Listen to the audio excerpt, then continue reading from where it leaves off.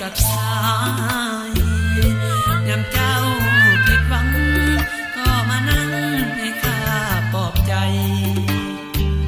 พบชายคนใหม่ก็ไปให้ความเมตตามอบสู่อายในหูแก่ใจวันหนึ่งน้องคงต้องไปจากใจคนจนนั่งข้าบ่มีไป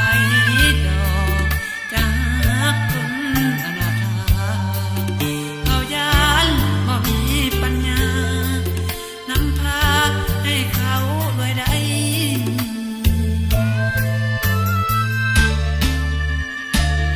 เลิกกันโดยดี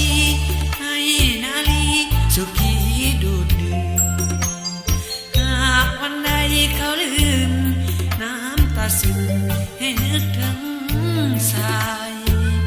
พร้อมจะให้น้องนั้นหลอกลวงต่อไปหากน้องต้มหอมไหมมาพักใจที่สายจนเดิน